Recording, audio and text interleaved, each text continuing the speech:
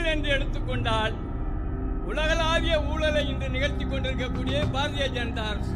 நிர்பயா என்கின்ற ஒரு பெண் அவள் சீரழிக்கப்பட்டால் அதற்கு எதிராக அன்றைக்கு டெல்லி மாநகரமே ஸ்தம்பித்தது பாஜக அரசு நிகழ்த்தி காட்டியதைப் போல. ஒரே நாளில் இந்திய மக்களுடைய பணமெல்லாம் செல்லாது என்று வேறு யாராவது செய்திருந்தால் பாஜக அதை விட்டுருப்பாங்களா? சிலிண்டர் விலை ஒரு 10 ரூபா 5 ரூபா ஏறுச்சுன்னு சொன்னா அதற்கு எதிராக இந்தியா முழுக்க கலவரத்தையே மூட்டுவார்கள். ஆனால் இந்த விலையேற்றங்களை செய்யக்கூடிய அநியாயக்கார அரசு ஒரு மதத்துக்குள் ஒளிந்திருக்கிறது. எனவேதான் மதச்சார்பின்மை வேண்டும், வெள்ளத்தும் என்கின்றோம்.